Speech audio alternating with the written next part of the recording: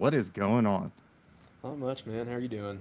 I'm doing good. This has been a long time coming. Yeah, Corey for and sure. Shane are going to be so excited. I don't have to ask where Sunshine is.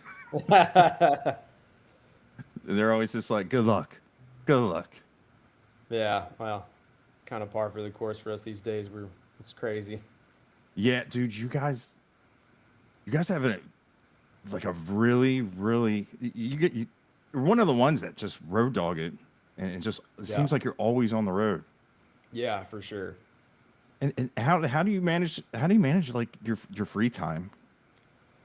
Um, I mean, it kind of comes in chunks. We this summer has been a little different.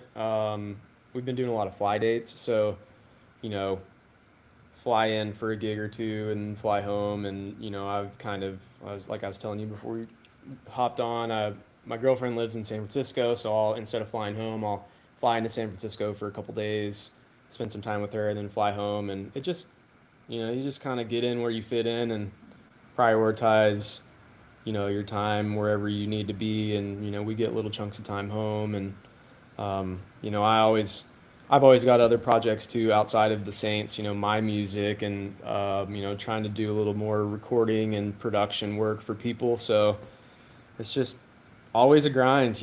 Always staying busy even when we're not busy. Somehow I find work finds me, or I've always got some kind of project. So Yeah, dude, definitely. Like now with your solo stuff and Shane, that's a lot of like writing.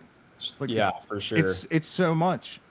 Yeah, It- it- 100%. yeah, yeah. And dude, like listening to like your solo music, I definitely get the feeling you love like classic rock. Oh yeah, it's what I grew up on. What I learned to play guitar, listening to for sure. Dude, I love Cold Shoulder. We Yeah, man, did that's with one of my Jake. favorites. That might be my favorite song that I've ever cut. I have different favorites for different reasons, but that's a favorite, and that's a fan favorite too. Like anybody that actually listens to my music, they all love that song. And like back home in New Braunfels, when I play that song, like all my pals and like when they're at shows, they jam it. It's definitely a good one. It's a fun one for sure. Yeah, I love it. Like it has like the soft, and then it's just like it just Yeah, gets huge. And I miss songs like that. Like people will laugh when I'll say like Peter Gabriel. Like just yeah, massive songs, or the music's not hitting too hard, but it's just the dynamic of it. It's just all across. Just I love just big songs. It doesn't have to yeah. have it doesn't Same. yeah, it doesn't have to be like crazy like Dream Theater. It can just be, and I love how your mixes have this huge presence. Yeah, well, that I can attribute that to my buddy Josh Serrato, who now plays for Co Wetzel.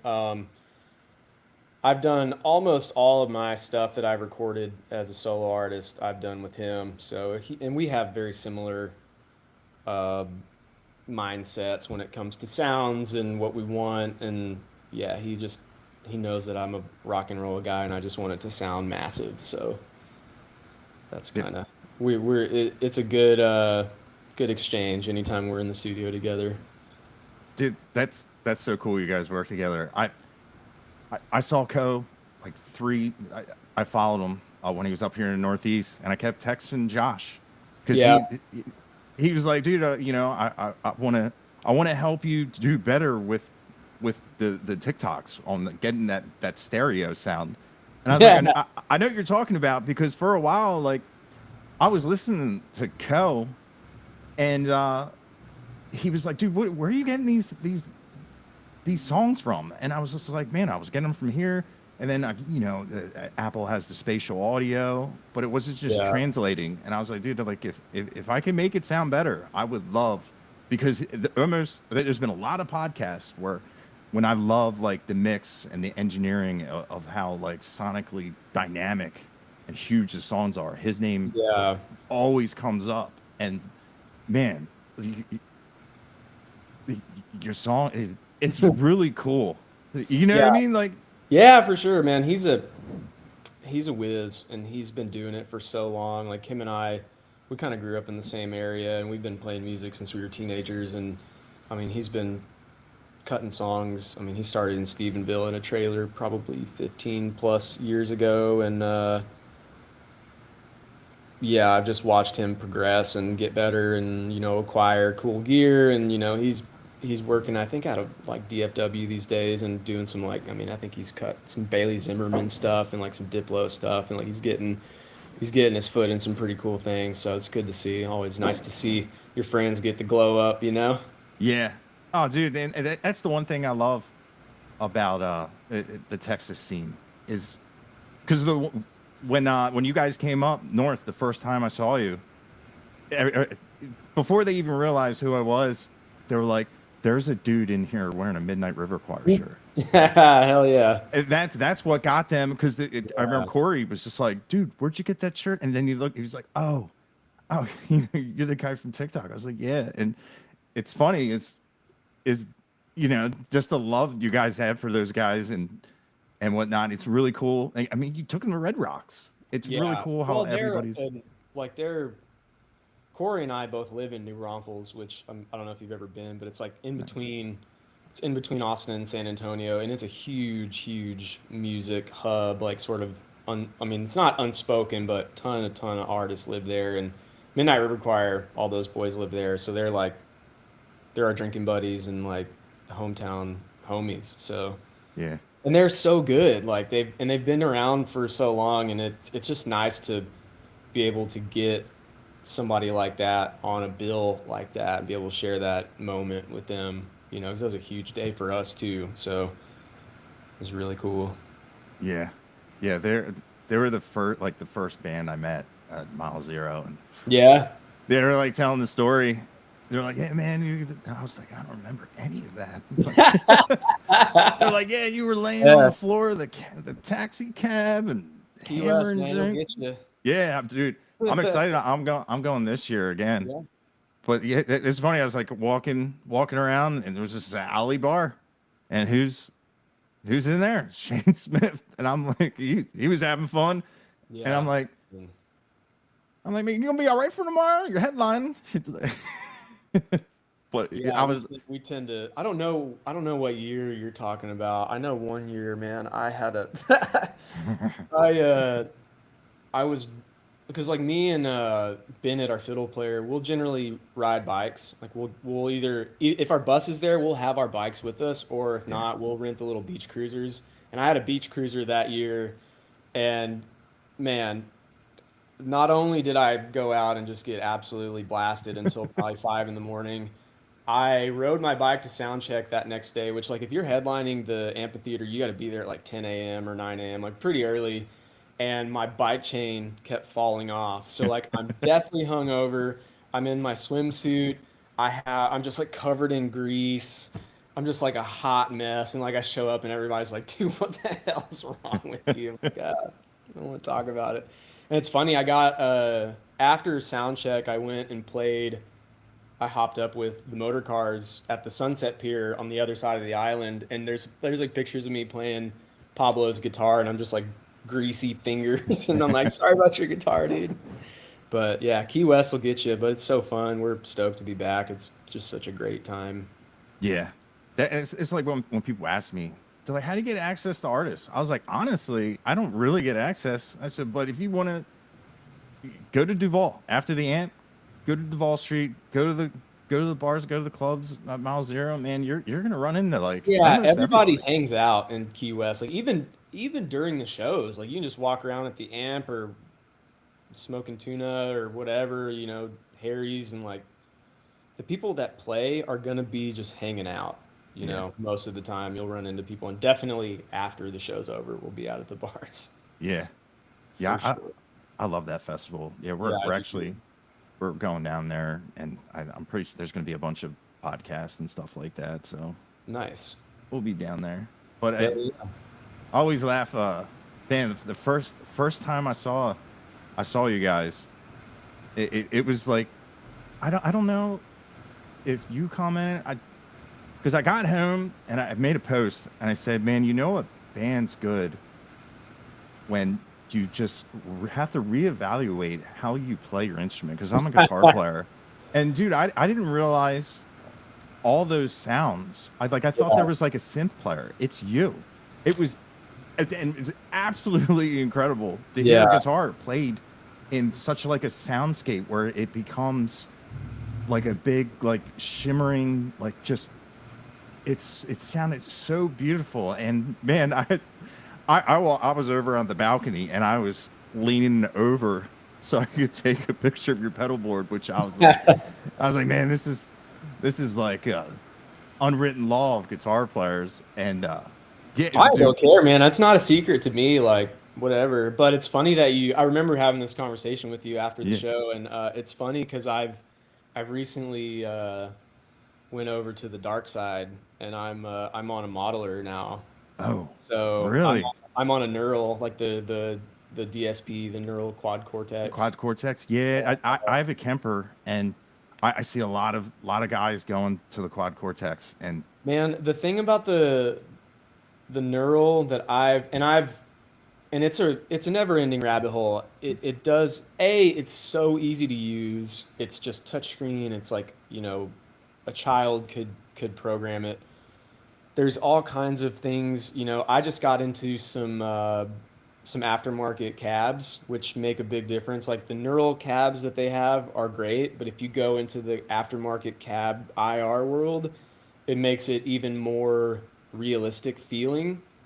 Um, and I'm still playing on like ways to set it up and how to use it and like different tone blocks, and it's kind of, and it's great because like I I feel 100% confident, and I wouldn't say this before, but I could show up to a session and only have that neural, and I'd be confident to record with just that. And I still run an amp on stage with like my same pedals and stuff as sort of a fail safe because I've had it, like, it is a piece of electronic, equipment. I've accidentally unplugged it, with my foot. So it's like, and it takes like a minute to reboot. So I still have like my signal chain on stage with like a couple overdrives and that Empress reverb that we kind of nerded out about. So like yeah, it's on stage, but I sort of run just like a basic tone, and all the stuff in the front of house comes from the neural now. So but nice. I still have like the similar, big mod verbs and the shimmer verbs, and there's just a lot of space for me to occupy because you have drum and bass, and like, Stover, our drummer, usually runs like his toms real dead, so there's just like a lot of attack and a lot of punch, but not a lot of notes. So like a tom note's just like do do do, and then Chase, our bass player, he rolls off his tone knob, so you have that real just warm. It's not a lot of clank. It's not a lot of high end, and then you have like, so you have all this warmth from the bass. You have mostly just attack and bass and punch from the drums. Then you have like acoustic guitar and fiddle that occupy sort of the high end registry, and then all this mid range that's unoccupied that I just get to go to Verb Town, So it's like Yeah, I get to sort of be like the keyboard player, like you said, and just create soundscapes, which is really fun because it's fun for me because you can play little 3 note parts and make them sound like an orchestra, which is cool. yeah, So and and you can rip on guitar too. yeah, I was like to shred too, like I'm a Yeah, big Eric Johnson guy. Like I've been ripping him off for 20 years. So I like to go into that mode and just, whatever the song calls for, it's fun to just sort of navigate that space and let the instrument do what it needs to do for that song, whether it's like be the soundscape guy, be a ripper, or be like a parts guy, or whatever. So it's fun. yeah.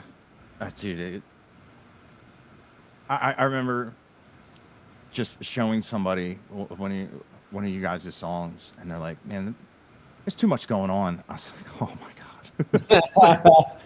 I was like, Five "Man, guys. yeah." I was just like, "No, no, no, no, no." I was like, I was like, "I feel like you're like disrespecting my religion." It like hurt my feelings, and they went to the show and they're like, "Holy," like your live show is just absolutely incredible.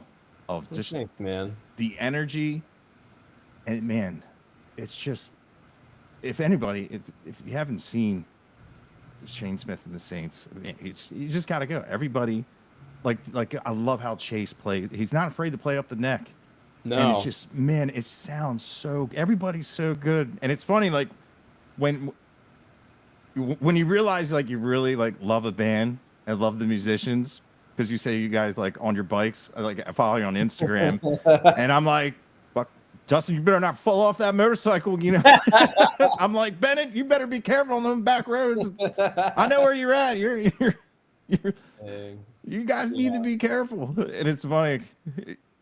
And I'm like, I can't be like the only one who thinks that. It Oh, is I'm cool. sure Shane just, we keep it safe, but he's just a nervous wreck, kind of like nervous dad over there. Dude, I'm the same way, and I'm the guy on the other side of the stage. It's just funny. But it's also how we sort of like, it's a,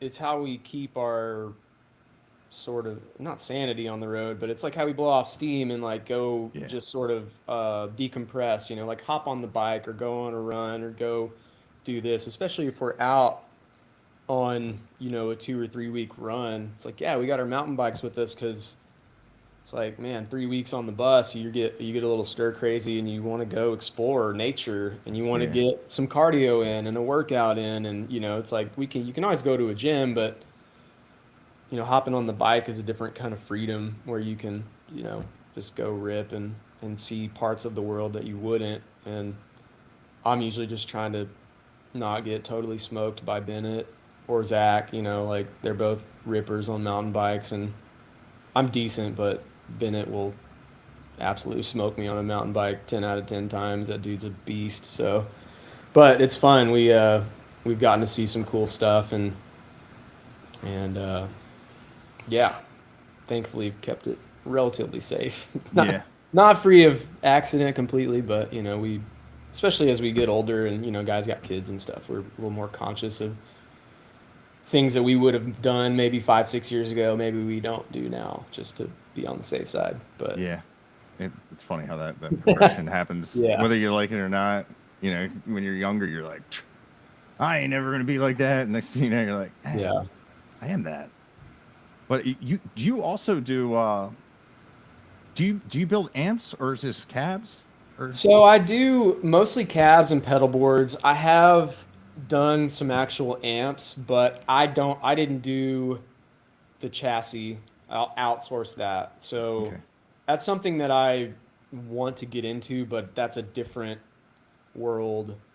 Um, and it's an art form that I'm not really familiar with. Like, so I have a guy in San Marcos. His name's Ace Pepper. He's an amp wizard, and I've done I think 3 or 4 different actual amp builds where I'll outsource the chassis to him. Like somebody will tell me what they want, I'll go to him and be like, hey, this is what they want. Can you build me this chassis? Make it look like this, like, hey, I want it to look like a Fender Blackface, or I want it to look like a Marshall, or I want it to look like a Dumble, or this, or whatever.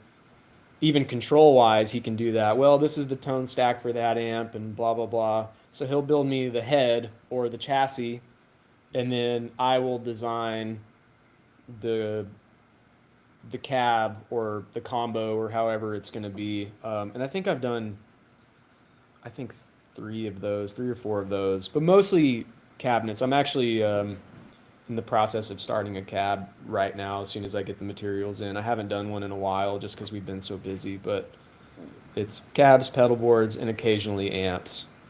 nice. Now, Yeah. if money was no object, what would be your like perfect? Do you have like a perfect setup? Man, I've never played one, but I would love to plug into like a proper Dumble. You Yeah, know, I that would I want to see what the height was like. Why? Let me see why this amp is 100 grand. yeah, You know, right. That's exactly but because honestly, man, like you say that I really, and like I said, I've gone to the neural these days, but like with if space and all that was an issue, I really love my rig.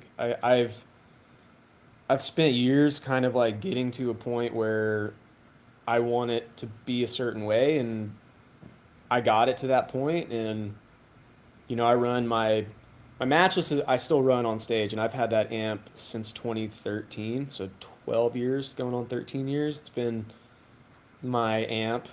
And Jesse Duke actually has modded both of those amps. So I run the matchless, and then I run a modded Blues Junior, and I run the Blues Junior through an extension cab, like a big extension cab that I made. So it's like really chunky sounding. It's like you get the glassy sort of chimey stuff from the matchless, you get the chunk from the Blues Junior, and those together are like very complementary. And always just a simple pedal board, some drives, like fuzz, a couple drives, boost, delay, reverb. Like that's been my analog signal for forever, at least with like the Saints and the touring rigs, the touring gigs that I've done. Like when I do solo stuff, I have a combo amp, and I run like an envelope filter, and I run like some rotary effects, and like because I do some covers and stuff, and so I have a little bit more. I've got like an octaver and like stuff that I use for my stuff that I don't use with the Saints, or so. But yeah, man, it's funny too because like no matter what I play through, I'm gonna sound like me. I'm one of those guys. Yeah. So like you can put me on a Fender Twin or a Vox AC30 or whatever, I'm still gonna sound like me. So, Yeah. but I would Now, love to try a Dumble. Like yeah, talk yeah. about It's Dream Rig. Like give me a pair of stereo Dumbles through like some badass old Marshall cabs. Let me start there and see where I'm at. yeah. Apparently, you have to turn them all the way up. Yeah, I mean, of course. Yeah. Yeah. I always. It, that's definitely like everybody talks about them, but like you said, like what I would love to know. Obviously, like Stevie Ray Vaughan was famously used them, and I'd be happy just playing like a Dr. Z. I've I have never a Dr. Z. They're great, man. really. What do you have? Like a Maz or a trainer I or have not I trainer? don't think they make it anymore. It's the extra strength prescription junior. So they make Uh, the extra strength prescription still. I think that's about like 30 watts. The RX junior is like it's either 18 or 22. It's a single 12. It's got like four knobs, and it's a great amp to record with. It's in a similar ballpark as my matchless, but my matchless is a little warmer and like springier sounding. That the Dr. Z is it's very bright, and it's very good for recording. So like cuts through a mix on a track, but it doesn't have quite the warmth of the matchless. So yeah. From chain sound to your solo, your solo stuff. What's what's the biggest difference oh of man, your? all of it. All, Like yeah, I was gonna say it's you definitely. know, um, I mean it obviously like I'm the common denominator, so my style is going to sort of seep into both sides, but Shane's influences are very different than mine and vice versa. And like as a result of being in the Saints, I've kind of adapted some of those influences, and maybe some of my newer stuff isn't so far different or vice versa. But I've always like we were talking about earlier, I've always been a big fan of just these huge rock and roll choruses and like just big guitars. And I'm also I love pop, and I love like the sort of polished approach to pop arrangements and parts. And like, whereas the Saints, if you go back to the earlier Saints stuff, it's almost like even bluegrassy in some of it, because it's got it's obviously fiddle driven, and some of the earlier tracks have like banjo and mandolin, and it's more folky, and like bluegrass is a little bit of a stretch, but like it's sort of evolved. And if you listen to like the Coast album versus Geronimo's starting to get in that rock and roll world, but it still has some of that folky element. And then if you go from Geronimo to Hail Mary is even more rock and roll on some of the tracks. And if you go from Hail Mary to Norther, it's even more like kind of produced and indie. And but it's still, you still have the fiddle, you still have the driving acoustic guitar, so you still have that like kind of folky root, but obviously with different, I'm the different guy. Like Coast has different players on it, but Geronimo and Hail Mary were both all the same guys minus the guitar player. So um, Norther would be the same guys as the last three albums, except I'm the new, common denominator as far as studio albums. So you kind of listen to how that influence changes the sound, but still trying to keep it within the Saints parameters, Yeah. Drawing off of like what Tim did on some of the old records on guitar and trying to keep that vibe going, but put my spin on it, if you will. Yeah. Yeah. I talked to Tim, and I was telling the story of when we were talking about your pedal Yeah. board.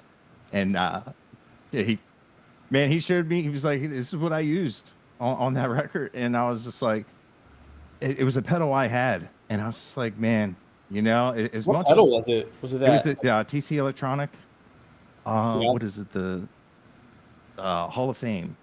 Oh, yeah, yeah. I was like, man, I have one of them. And I just didn't vibe with it. He goes, you got to run it in stereo. I was like, Yeah. what? He also like, it's funny when I showed up to my Saints audition, they had his rig set up and he had every like, and I didn't really know how to I didn't know how to set it up because it had like he had the two amps and then the effects loop was like I think send from one amp to like the return of the other amp or something, and I'm just like I don't really know how to set this up, so I'm just gonna like run my stuff. But yeah, kind of how he like that was the catalyst to me being such a verb guy is because he was a verb guy and like a texture guy and some of that Yeah. stuff on Geronimo and Hail Mary. So I'm kind of keeping that going and just putting my spin on it. Yeah. Dude, So I, like, it's obviously like, I mean, I'm talking to a guitar player in one of my favorite bands. It's really cool. And like, dude, it blew me away the first time I saw you guys, and I was just like, dude, that's a guitar. Like, I have yeah, them. I yeah, have, you know what I mean? Like, it's yeah, for just a sure. different world of like how beautiful of like an instrument, and just man, that was like a life-changing show. Because like, because it's crazy, because like I What was was like, that place called? what's that? What was that place called?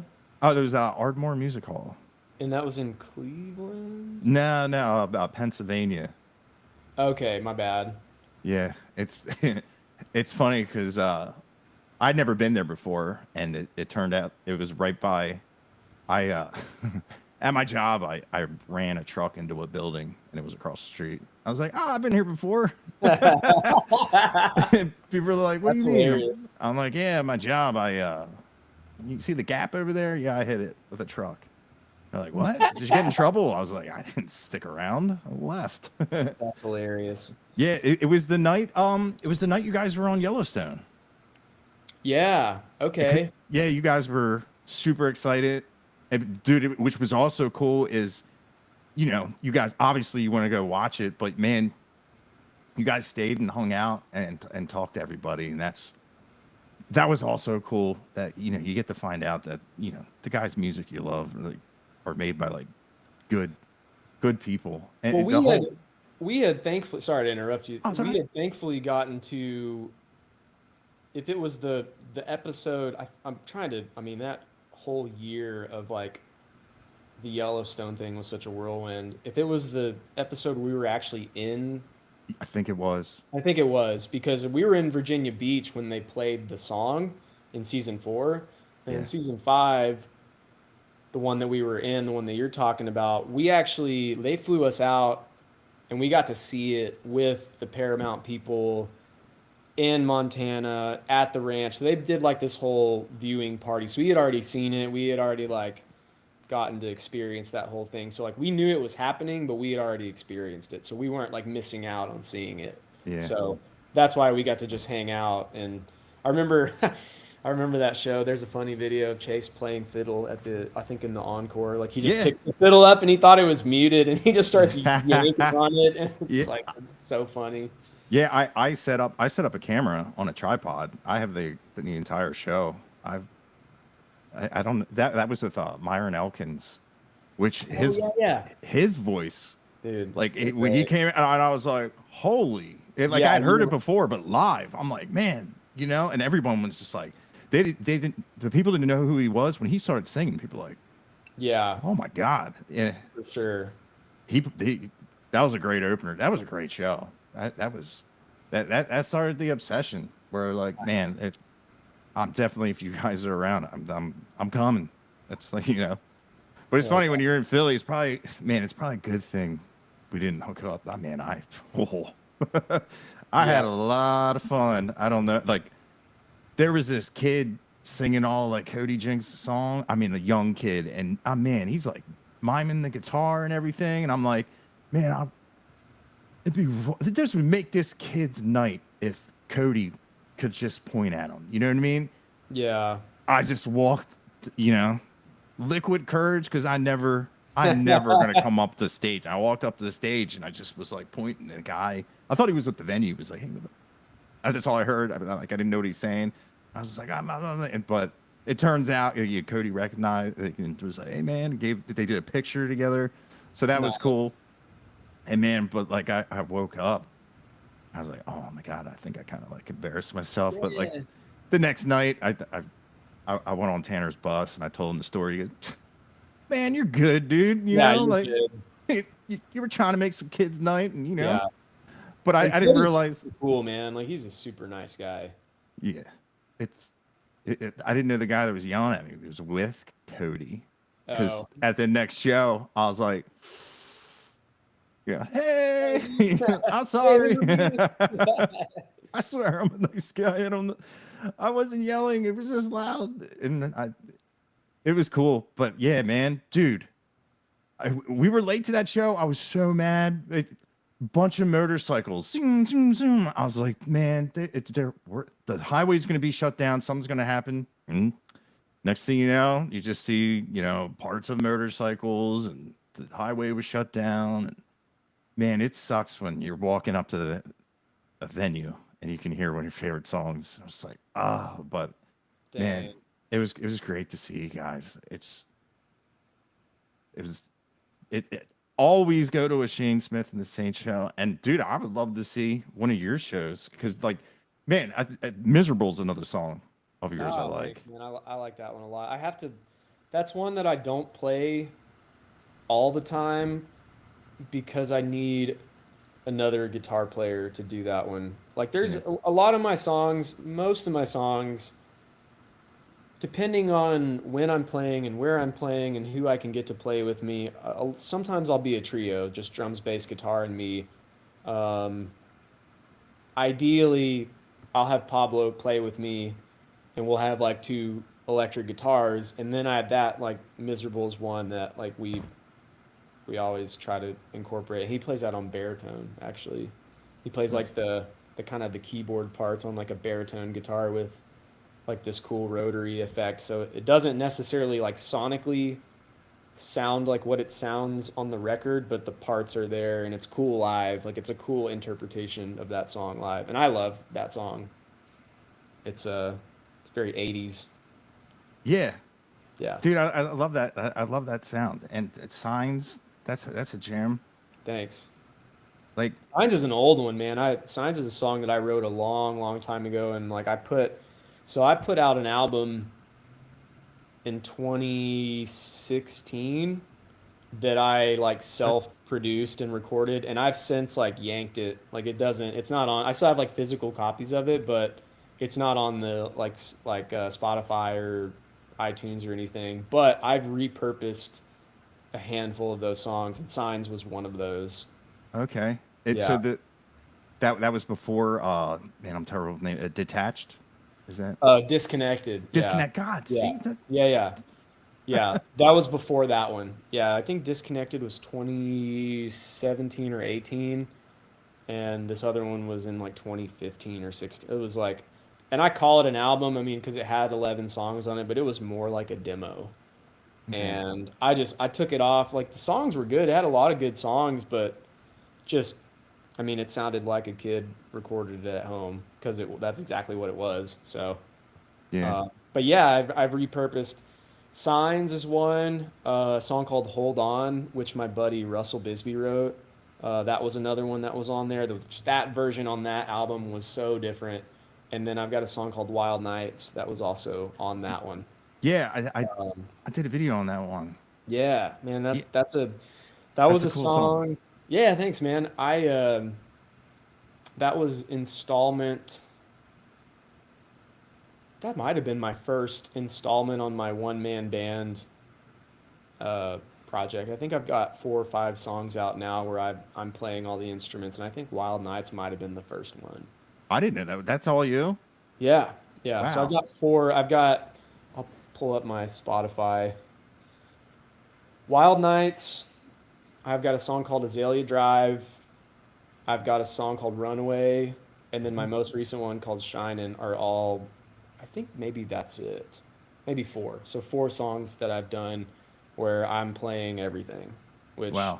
has been a fun project. And then the most recent one, Shining, is the first one that I've done where I recorded everything at home. So like I recorded it, mixed it, everything up until like I sent it to get mastered, but I did it all at my house and I mixed it myself, and it's like so now I'm officially at the point where I don't have to go to a studio to make music if I don't want to. I can do it at home. I've got the tools, I've got the resources, I've got enough knowledge to make it sound good. I mean, and I'm still learning all that. There's so much room to grow and progress, and you know, I can always make it sound better, but I go back and listen to that. It's like, that sounds good. Like, I'm proud of that. I did that myself. So I'm at that point. So it's nice. Yeah. Dude, Yeah. it definitely does sound great. A funny story, you know, when I do a video on the song, I always like add it to a playlist. And the other day, I was listening to the playlist, and I was like, "Oh, I thought it was Austin Mead," and Oh, yeah. it was you. I was like, it was like it was Dustin. I was like, and then I was like, let me listen to Austin Mead. I'm like, dude, the voices sound the same. I think it was more just the guitars and just Yeah. the style. Well, Austin's a rock and roll guy, like Yeah, me. Like he doesn't even really do much in like the red dirt world anymore. I think he's like on rock festivals and like going that route. I think he still plays some of the same venues, but like I'm not saying he's abandoned red dirt or whatever, yeah, but it's just stylistically like that's where he's gone, and like great for him. Like I applaud, kind of like go in your own direction and finding that and not necessarily like falling into like trends per se. yeah. I like Austin's music. It's funny he's another guy like killer musician. Plays a lot of instruments. I did a South by gig 10 years ago. He played drums for me. He's a great drummer.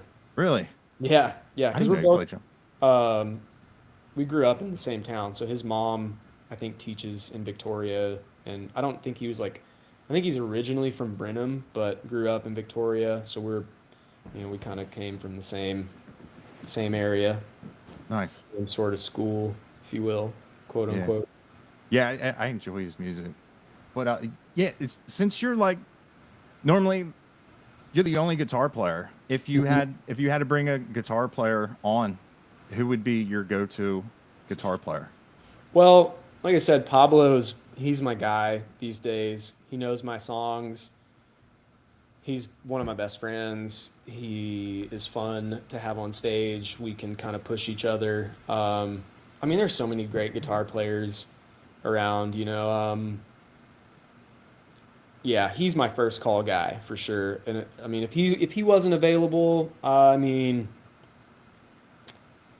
I've got a buddy in New Braunfels, Steven Marcus. He played for William Clark Green. I think he's playing for Blue Edmondson now. Another killer guitar player who's like got the same. same mindset as me musically. We'd have fun together. Josh, I'd love to play with Josh Serrato. Yeah. I mean, yeah, a lot of great guitar players in the state of Texas for sure. Yeah, dude, definitely. Man, Josh is a great one. Yeah, he's killer, man. Yeah, it was really. I got to see Co in Texas, and man, it was really cool of just how that sound. It it's definitely like one of the like. I like the record, but man, when you hear it live, I haven't seen Co live in a long time. I don't know if I've even seen Co with Josh. The last time we did something, man, we did a run with Eric Church a couple years ago, and Co was on that run with us, and I don't think Josh was in the band yet. yeah, that makes me wonder if he was at Texas because I know you guys were there at Texas at the Motor Speedway, Yeah, but he yeah, but we weren't. We wouldn't have been on the same day as Co. yeah, I was gonna say he was the And next day. we were only there for the day. We were in and out. Like we played with Zach Bryan, and I'm trying to think of who else was on. Oh, Charles was on the bill with us that day too. Yeah, Wesley Godwin. Um, yeah, man, I don't know if I've seen them with Josh. It's been a long time since I've seen Co live. I've always been a huge fan of Co's music. I like Co's music. yeah, Another guy, like, it's like that rock and roll sort of, like, even more so, like, as he's gotten bigger as an artist, like he's kind of gone more into the like the pop world, like not country, like he's a he's got a twang in his voice because that's just who he is and where he's from, but like his music is not, to me, like not country, or at least a lot of it's not country. yeah, So, but country these days, what's considered country is like this huge umbrella of just like all kinds of stuff. yeah. Definitely, that's yeah.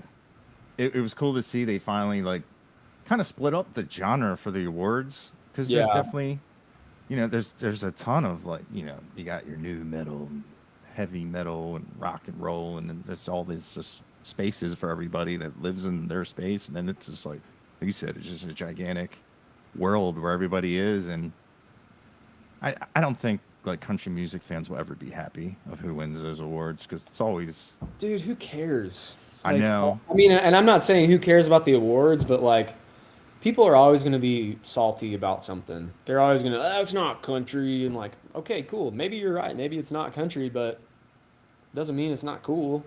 yeah It's like, and the artist, I mean, I don't know if you've seen this, like, uh, little, like, Charlie Crockett, oh Gavin yeah Babcock beef. Like,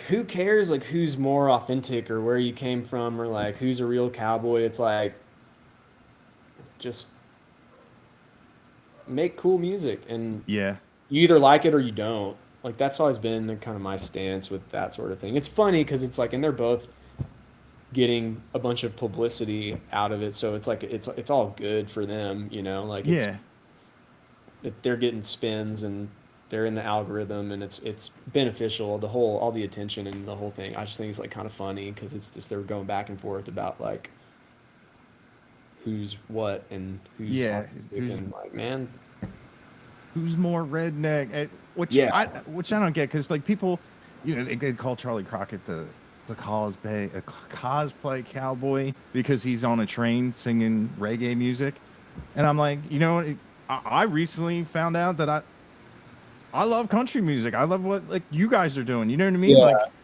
Like dude, like if someone asked me, like I play country guitar now. Like yeah, it's okay to find a new love and just hit that tarmac at 100 miles an hour and just, you know what I mean? Like, yeah, for sure. dude, hearing a Hail Mary, like it changed me. And hearing the mountain, you know what I mean, dude? I couldn't believe you guys opened up with that. I was like, oh my god, I'm jumping off the balcony. It's like, Dang. but yeah, and then, but I had Gavin on the podcast. The dude's totally respectful. I think it's Yeah. Gavin on stage, Gavin off stage is a totally, you know what I mean? Like, Well, he's like, I mean, and I don't know the guy, but I can only assume. I mean, it's a, and I don't mean this in a disrespectful way. It's a bit. It's a show. It's entertainment. It's like Yeah, he's selling this experience of like people throwing. It's kind of like the Treaty Oak guys. Like like they're a fun band. Like, but it's a beer throwing wild like, and that's what they do. yeah, So cool. If you're about it, great. If you're not, cool. Like I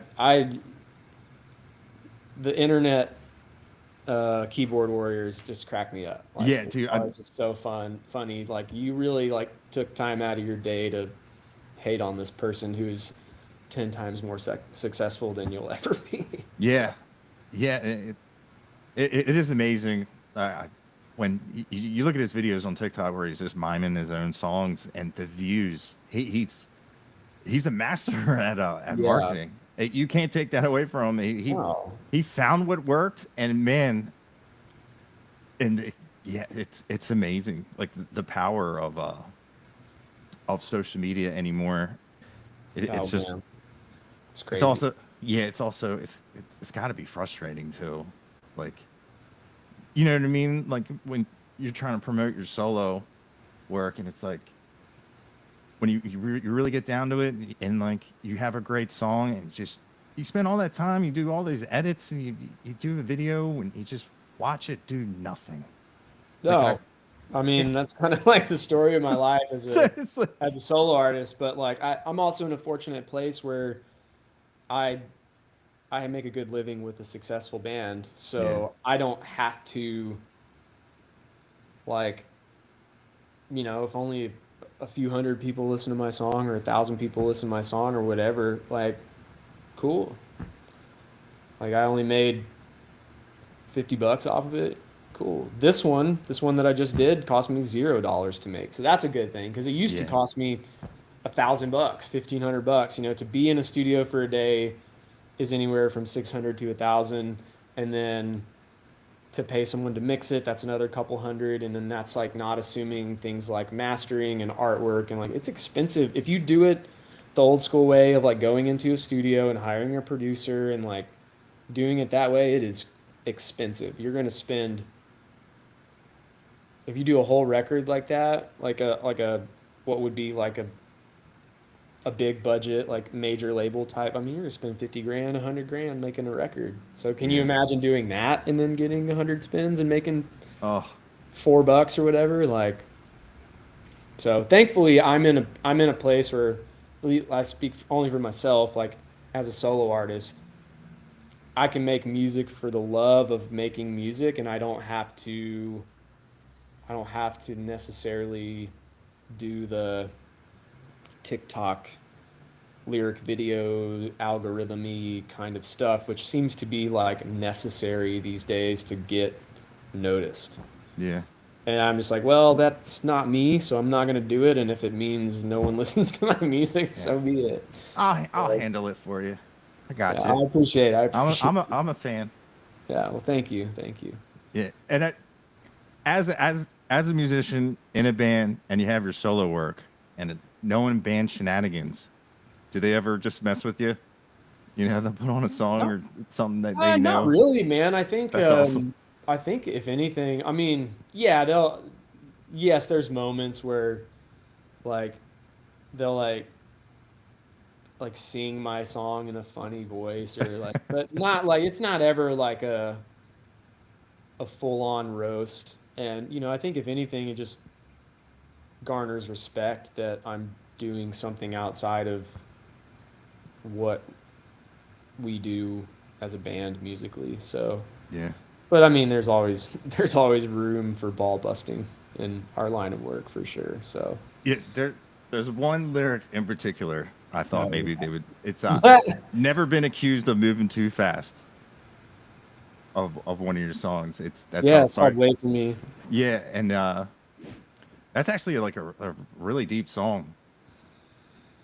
And I heard that because when I was at Philly, and I was telling Corey about, I'm trying to get Sunshine on the podcast. He's like, good luck, dude. And I was like, I get it. You know what I mean? Like you're texting me, you're like, dude, we gotta be in like Europe and just bouncing around. And it's funny, like talking to Shane, he's like, good luck, man. I'm like, I got you, because Yeah. I just remember the first time when I was talking to Shane and Bennett, I was like, dude, where's Sunshine? And they're like, go over there. Who knows? He's walking around. Good luck. But it's just, But it, that's any of us at any given time. We don't like, after a show, we it used to be when we were at a certain level, we would generally all go to the merch table after a show. Now, especially if we're like opening at like if we're on a Jinx show or like, doing a bigger one, like it'll generally be Shane only, and we'll do like VIP things like beforehand where yeah, we'll take pictures and all that.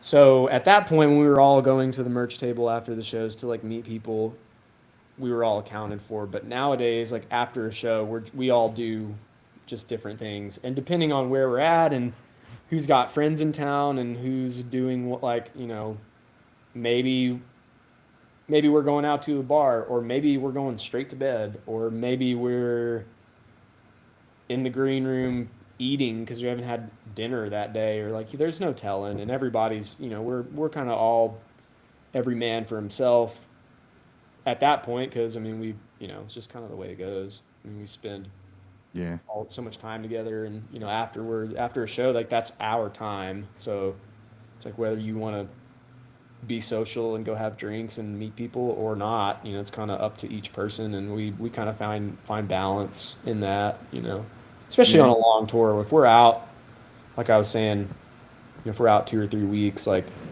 there's definitely going to be some times where we step off stage and go straight to the bus, and like we're not going to talk to people. And it's not a yeah, dig on anyone. It's just like we're kind of a little spread thin and just need a day to just be hermits and like kind of regroup and recharge. So yeah.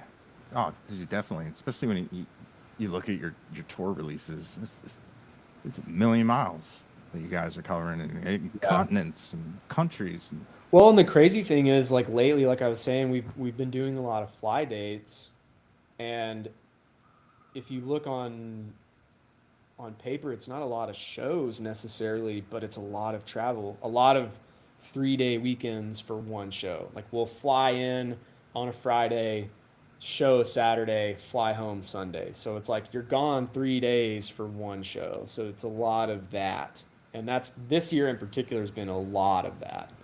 Um, just because we get a really great festival offer somewhere in the Northeast or wherever, and it doesn't make sense logistically to tour up to it, because that used to be kind of the deal. It's like if we got something in Montana on a Saturday, we'd try to do like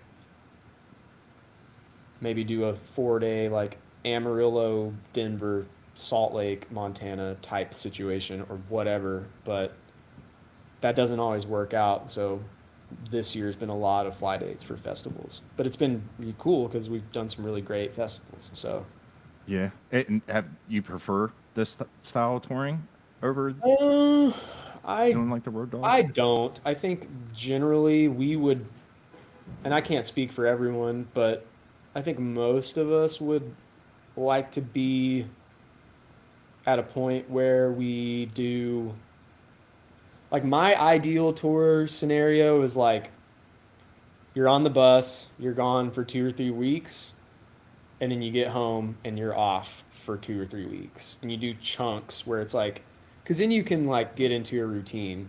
You can be on the bus, you can have your space, you can like when you're on the road, on the bus, on a tour, you find that stride, and you get really tight as a band. And like we're a tight band. We play together often, and we know the songs like the back of our hands. But if you catch us from you know a 2 or 3 week break where we haven't played, like we're not as tight as we would be a week and a half in a tour of playing every single day, because like you just lock in, muscle memory, and you just find a stride. And I think I would prefer to do that. It's like be out for chunks of time and be home for chunks of time. Because then chunks of time at home, you can utilize that time a little bit better. Whereas like a fly day, it's like, well, I leave Friday, I'm home Sunday, I have 3 days at home, then I'm gone for another 4 days, then I have 4 days at home, and then it's like you get time at home, but it's like as soon as you fall into that routine, you got to go back out. So, Yeah. but there's good and bad to both of it. But the main thing that kind of sucks about the fly date thing is like we usually, if we do fly dates, we try to fly home as early as possible on like a Sunday. Let's say we have a Saturday show, we're going to catch the earliest flight home because guys have kids and families and they want to get home to their people. So you may get home at or get to your hotel at 1 a.m. and then you got to set an alarm for 3:30. That sucks, Yeah. but it's just kind of the way it goes. And it's either you do that or you sleep in and you don't get home until 3 or 4 in the afternoon. So what's your priority? The guys with the kids, they're just gonna like, all right, well, I'm gonna be tired so I can have the whole day with my family. A Sunday with my family, I'll get home at 11 or noon instead of late afternoon, Yeah. and I'll just be tired. I'll roll on 3 hours of sleep, and it's just kind of like the way we do it these days. Yeah. Yeah. I definitely get both sides of doing the chunks and then the airplanes. And I I guess as the audience, we gotta stream more. We gotta do more so you guys can fly private. Get Man, yourself. we're trying. We do get to fly private every once in a while. It's mainly because That's gotta be so great. it's so great, and it's like not even like the plane is cool. Don't get me wrong. The jet itself, badass. What's great about flying private is if your flight is at 9 a.m., you can roll up to that airport at 8:55. Uh, There's no security. You just walk on that plane and go. That is the greatest thing about flying private. yeah, to me, that's amazing. Because It's that God, it is everything. And it's always direct. You don't have to worry about connecting. You don't have to worry about checked bag fees and like going through like that whole circus and like it's just man, it's so nice. yeah, And the plane is cool. Like don't like the plane itself is badass. So yeah, you get to drink, you get to eat, you get to hang out and shoot the shit with your boys, you get to feel like a boss. Like it's fun for yeah. sure. Ah, it's. I just remember my one friend, which is funny, is his nickname Sunshine too. He was Yeah, like, hell yeah. he was like, he's like, dude, I'm going on my first airplane ride, and I was like, cool, cool, good for you. Just thinking like he's flying somewhere like on American Airlines, and he sends me a selfie. He's in the cockpit drinking a Bud Light at the Damn. controls, and I was like, dude, where are you? Like, where? What? He's like, I'm on my boss's jet. And I was like, your first flight is private, and he's like, oh, Uh, this is awesome. I'm like, he's dude, he's ruined. He's yeah. I'm like, ruined anytime he has to fly commercial. yeah. I'm like, dude, that's.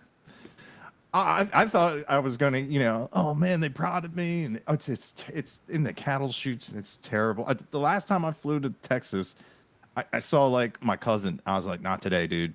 Like there's two lines open. I need to 100% get through this line as fast as possible. I love you, but I'll talk to you at Yeah. Thanksgiving. Like, Yeah. it's like Seinfeld with the soup. You just Yeah. everything prim popper. Here you go. Like, that's not what I need. I'm like, all right, I'm sorry. Like, why's your necklace still on? It's like, oh, I Well, forgot. the thing that sucks about like for me personally, and yeah, I guess Chase and Shane is like we all have to check stuff. Like Bennett carries his fiddle on. Zach generally just takes like all the drum stuff's backlined for fly dates. So like they just get to go straight to TSA pre-check, walk Yeah, through security. That's usually pretty chill, but if you have to go to the counter and check stuff, it's just like an extra headache and you might get hit with a long line. And luckily, like at least for I'm working on other airlines, but like for Southwest, like we're all A-list preferred, like got priority, so I walked straight to the front. Like that's nice, but it's still just like, and getting off the plane, like not checking a bag, like you get off the plane, you walk straight out the airport. But like we were in, I forget where we were. We flew into some airport, like a relatively small airport, and like my guitar, for whatever reason, only my like Shane got his guitar, Chase got his pedal board. For whatever reason, like my guitar and pedal board just took like an hour to get to baggage claim. Like they had like a staff shortage and like they unloaded half the plane and then the staff had to go to another plane. It's just like shit like that. Just it's a pain. Yeah. I love the travel, just not the art of getting there. Yeah, for sure. It's that's where I'm at my worst. You know, it's like just let me get there. But yeah, For sure.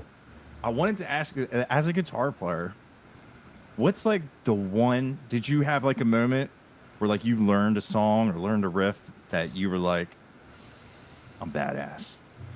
Yes. And it's not like it wasn't any particular song or anything like that, but I do remember I was probably 12 or 13 and I was the first probably 3 years of guitar, like that's all I did is I would practice in my room for hours and hours a day. I would listen to old metal, like a lot of hair metal, Metallica, like that kind of, and I would just learn that stuff and like pick apart those solos and stuff. And I had this little cassette player that had a record button. I didn't even have a microphone. It was just like a built-in like room microphone, and I would just put a blank cassette in and I would record myself and listen back. And like it's funny, like when you start recording yourself, is like you realize how bad you suck. It's like you think you're good and then you record yourself. You're like, oh no, that's bad. But I do remember like recording myself and like it wasn't a song or anything. It was just like this fast, like shreddy metal lick, and it was like it sounded like the guys on the records that I was emulating. And I listened back like 10 times and I was like, wow, I did that. Like, because up to that point I was getting close, but it was still like kind of a little rough and janky, and like I wasn't smooth. And I remember that moment. I was like, whoa, like it kind of clicked. And yeah, I would have been probably 5 or 6 years into playing guitar, but only about 2 years into playing electric guitar. So yeah, I was stoked. And Yeah. then that was enough for me to be like, all right, I'm good at this or good enough like to do it. And so that was motivation for me to just keep doing it. And then not too long after that, I started playing in bands and just doing that thing for fun. And then all through high school. And then when I went to college, I was in local bands and would get paid in beer and make my $30 from ticket sales or whatever. And then that led to playing on a semi-professional level and then getting a professional gig, and then that progression just kind of, so it started from that and then just took off. So That's awesome. yeah. It is cool, like when you want your fingers to do something and they do it. Yes. That's a very cool moment, because after that, it's just how much time are you willing to put into the instrument? For 'Cause sure.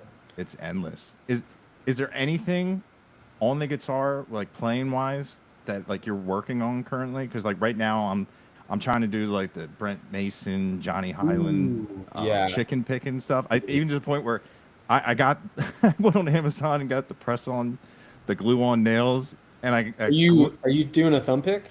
I got one. It's so like alien to me right now. Every Yeah. once in a while, I'll be like, man, I get it, and then it's like it's weird, like I lose it. But yeah, like I I watched a bunch of Brent Mason things. I got the same thumb picks and whatnot, and Is it it the Herco ones? oh man, I'm like, The Herco ones are the ones that are actually shaped So because okay, look up. I think it's Herco is the Herco. brand, like HERCO or HERCO.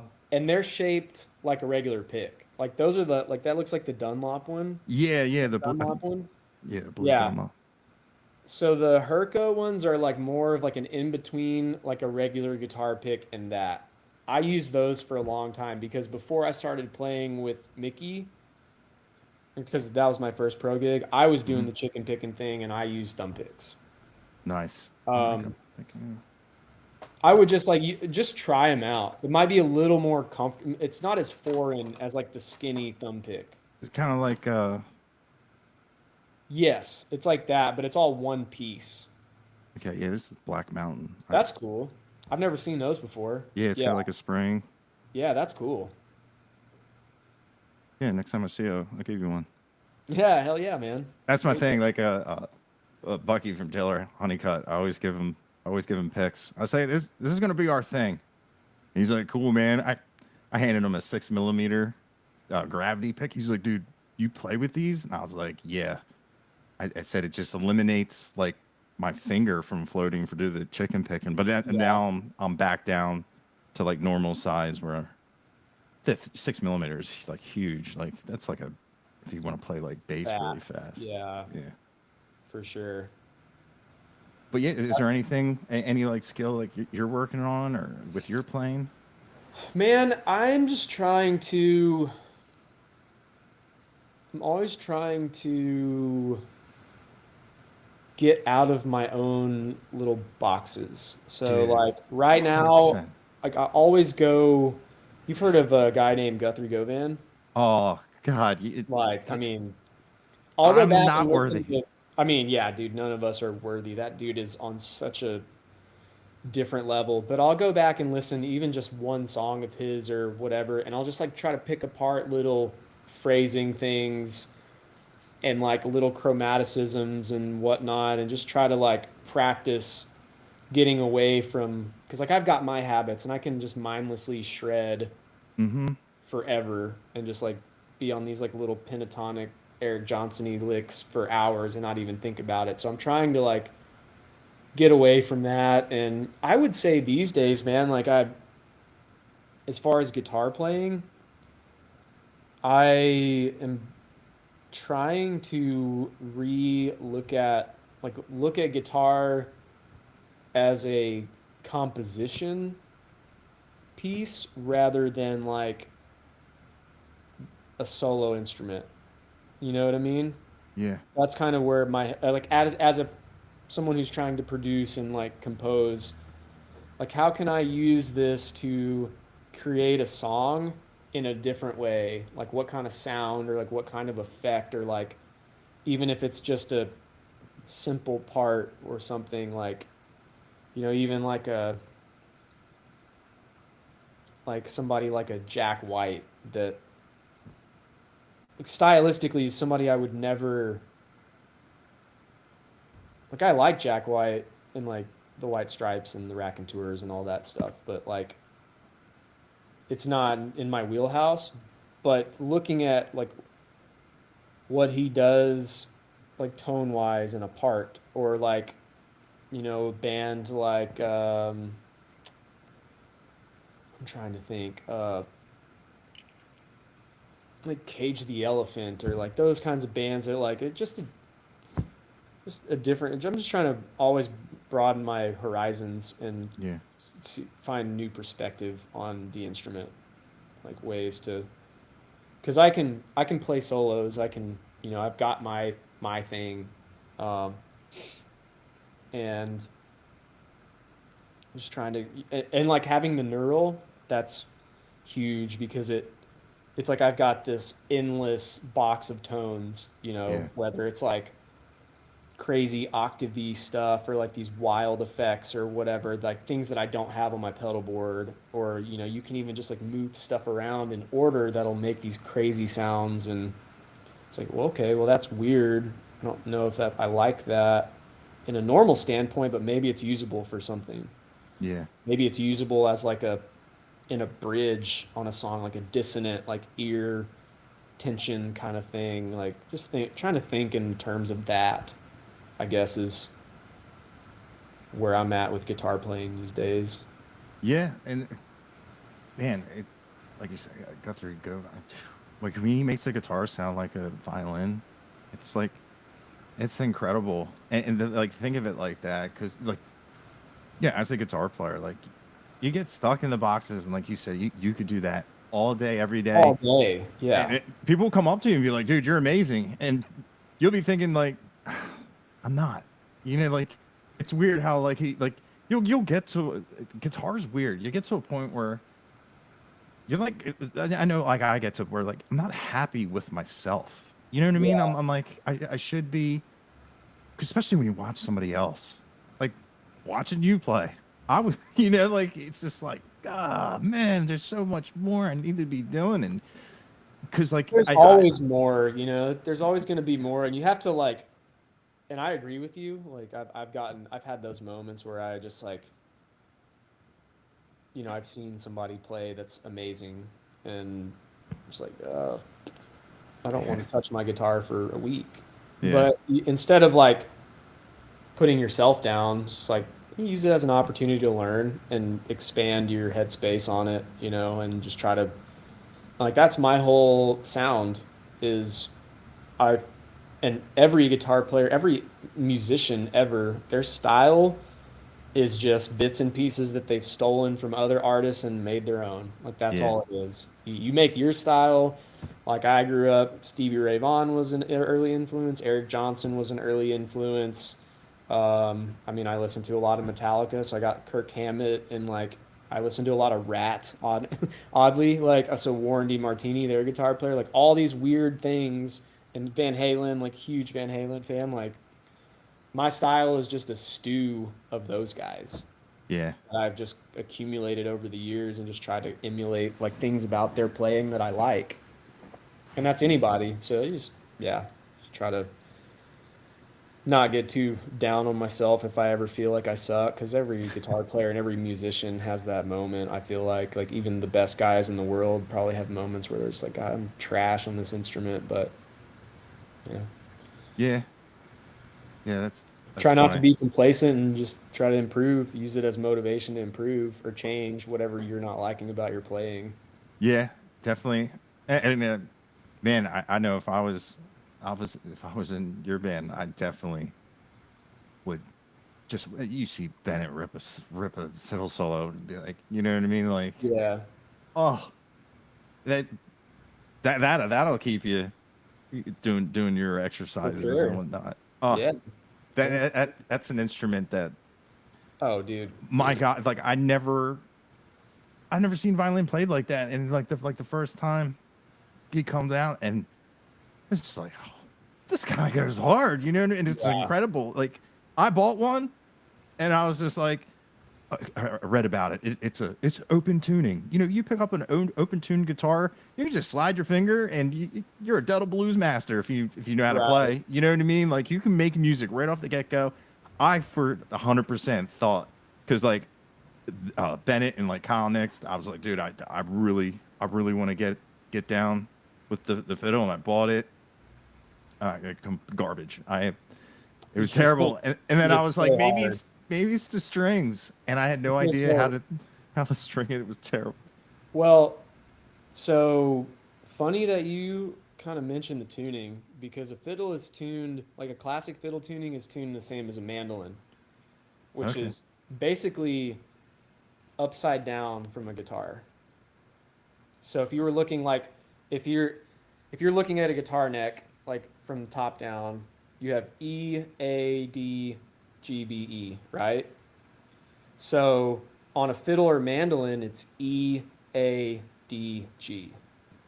So if you ever want to learn fiddle, I would recommend messing around on a mandolin and picture it as an upside down fretboard, and that will get you starting because I'm not a mandolin player, but I can play some mandolin stuff. Does that make sense? Like Yeah. no one would hire me on a mandolin session, but I can play chords and I can play little simple melodies.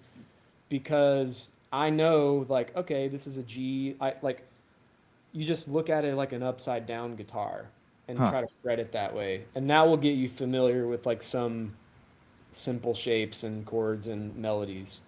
Really? Yeah. Do you like the mandolin? That is like the I one. do. It's hard to play, man. It's just like Really? such a tiny little like you're just like, Yeah, you dude. know, little. That is the one instrument in the country world that I just don't jive with. It's got to be played by like the Dirty River Boys or West Yeah, Texas Exiles. It's man, I it's love hard. Silverado, and they have that song "Measure of a Man" where I did a video to it, and it comes out, and I'm just like, it's that whole like, I like it. Maybe it's just my brain because like Ramstein, like bum bum bum bum bum bum bum. That a Yeah, lot of mandolin play, they do the trilling, and it's not all consistent, and it just makes my mind melt because I'm used to like right. and it but I know why it's there. It just For doesn't sure. jive with me. But I didn't Yeah. realize it was tuned like that. Because my buddy had one. I was like, no, I don't even know. Yeah, next time if you ever pick one up, just think of it as an upside down guitar and like fret it accordingly, and you'll start making familiar sounds. And I mean, it'll take some getting used to because it is still like upside down and like you have to flip your brain, but that's how it made it easier for me to at least start somewhere and like, okay, well, if I know the song is in this key, I know these are like three chords that are in that key, and then these are like some simple melodic lines that would work, and I could kind of like whether or not they sounded good, you gotta kind of trial and error, you know. But Yeah. Well, that's how I learned to tinker on mandolin. I have one, and I mean I don't play it that much, but because I'm kind of like you, like I like it, but there's not a lot of my music that a mandolin would fit in per se. yeah, You know, it's like a yeah, very folk bluegrass kind of instrument. yeah. Definitely, you're definitely way too heavy for that. Yeah. Yeah, that'd be different. But yeah, like, do you have new music coming out, right? You have stuff you're working on So currently, I or just put out that song "Shinin'." trying? I'm writing and I'm working on music, but I don't have a planned release. I've got some songs that are half or mostly finished. I would say you could probably look for another single release maybe before the end of the year or early next year. Um, it really just depends on how like when I would have like time to track it, you know. But yeah, I mean, could certainly. I'm always working on something, and like I'm working on. You know, I'm always tracking. Like I did some session work for a couple people last week, like remotely. Like did one for a young country singer in New Braunfels, and I did some stuff for a buddy of mine that does like pop music out in Alabama. And you know, I'm helping Pablo kind of produce one of his songs, and it's a little more of that than necessarily my music, but I'm always working on my music in between whatever else I got going on, just kind of when I find time. And I'm also kind of weird about when I do it, like because it's like I'll wait until I'm like really feeling it. You know, a lot of writers, and this is the way you should be. You should, if you're a songwriter, you should write all the time. I'm not that. I got to be like, I want to work on this song, and I'll wait until that like kind of motivation strikes, and then I'll get into it. Because once I'm in a song and once I'm creative in that way, I'm like I'm obsessed, and I'll do a demo and I'll listen to it 100 times and I'll pick and choose and like until it's done, and then I'm done with it. It's like that. I have a different, probably creative process than a lot of people, I would guess. Yeah, So yeah, but dude. What's cool is you have a lot. You have a lot out there. I've Like, got a lot of music out there, man. Yeah. yeah, it, and yeah, it's all. Man, there's a lot of songs you have that man. The piano's so I love piano, and it's Yeah. so cool. I like the guitars and the piano play off each other, and it's really cool to hear like the dynamic of you, Yeah. especially like being a big fan Shane Smith and the Saints, man. It's like it's cool when, like, you know what I mean. Like you type in, you know, your name and you're like, oh, there's another rabbit hole to go down, and Yeah, dude, I got a lot of music out there. and you get that side of you. Yeah, man. It's really cool, and it's good. I do enjoy Well, I appreciate it, man. a bunch of your tracks, man. It's like, but yeah, like I like what Cold Shoulder. That's just Yeah, that's one the of my jam. favorites. Yeah, One that's of my pretty. favorites for sure. Yeah, but yeah, man, we've been talking for like an hour. Is there anything else you wanted to talk about?